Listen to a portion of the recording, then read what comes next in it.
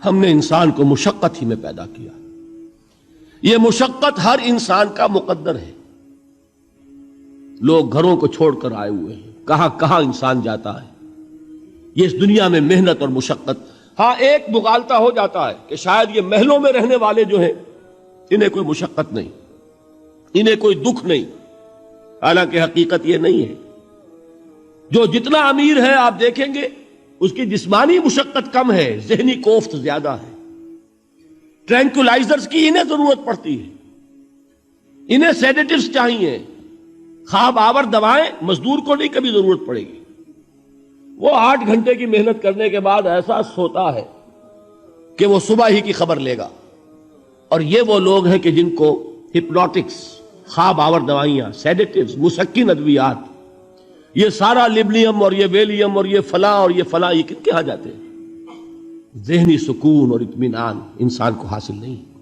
کسی کی جسمانی مشقت ہے, کسی کی ذہنی مشقت ہے. میں آپ کو یاد دلانا چاہتا ہوں مہاتما گوتم بدھ کا معاملہ. 30 برس کی عمر میں کپل وستو کا شہزادہ محل کو چھوڑ کر نکل گیا. جوان بیوی کو سوتا ہوا چھوڑ کر گیا. شیر خوار بچے کو چھوڑ کر گیا. راجدھانی میں رہنے والا محل کا باسی, جسے یہ معلوم ہے کہ باپ کے بعد مجھے یہ سلطنت ملنے والی ہے, کیوں گیا؟ کبھی کبھی آپ نے سوچا؟ اس نے انسان کے غم اور دکھ کا مشاہدہ کیا. اس نے دیکھا کوئی اندھا ہے, ٹھوکر کھا کر گر رہا ہے. کوئی والدین کھڑے ہوئے رو رہے ہیں اور ان کی نگاہوں کے سامنے ان کا نہایت محبوب بچہ دم توڑ رہا ہے اور وہ کچھ نہیں کر سکتے. اس نے سوچا یہ صدمہ کیوں ہے انسان کے, یہ دکھ اس کا مقدر کیوں ہے؟ اس صدمے سے, اس دکھ سے نجات پانے کی بھی کوئی شکل ہے کہ نہیں ہے؟ انسانوں کی ایک عظیم اکثریت, شاہ ولی اللہ دہلوی رحمت اللہ علیہ کے الفاظ ہیں کہ وہ لدو اونٹ اور کولو کا بیل بن کر زندگی بسر کرتی ہے. جو 8 گھنٹے تک اینٹیں ڈھو رہا ہو, اس شخص کا تصور کیجئے آپ, وہ واقعی انسان ہے یا حیوان بن گیا ہے؟ اور 8 گھنٹے کی اس محنت کے بعد بھی ہو سکتا ہے کہ 2 وقت کی روٹی اسے پوری نہ ملے.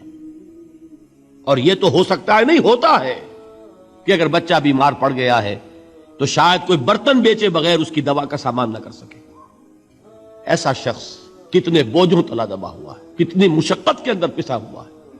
لدو اونٹ اور کولو کا بیل انسانوں کی عظیم اکثریت کی سطح پر زندگی بسر کرتے ہیں. لیکن آپ کو معلوم ہے کہ کولو کے بیل کے لیے مشقت ہی مشقت ہے, اس کے احساسات یہ نہیں ہے جو کہ ان سے انسان کو جو صدمہ پہنچتا ہے.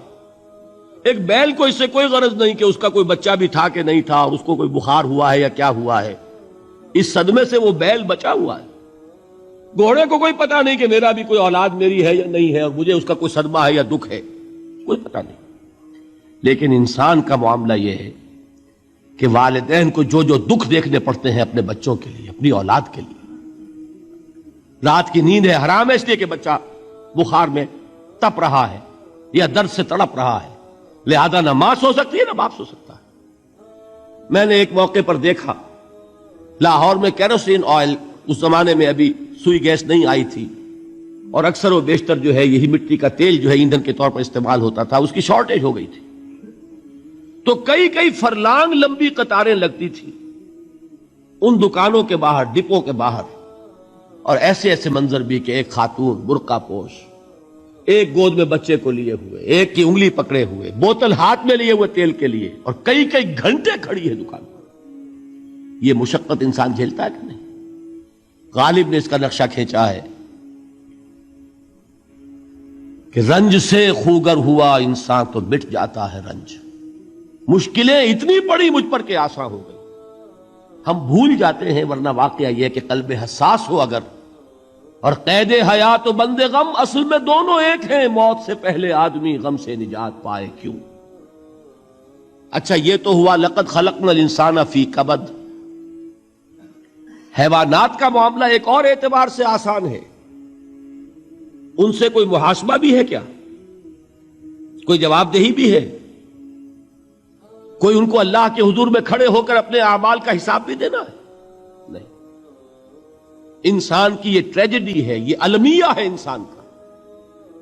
اس کو بھی قرآن مجید کی ایک سورت میں قسمیں کھا کر اذا السماء انشقت، اس کے بعد کیا فرمایا؟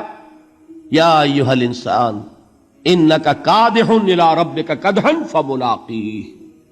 اے انسان، تیرا المیہ، تیری ٹریجڈی اس سے کہیں بڑھ کر ہے.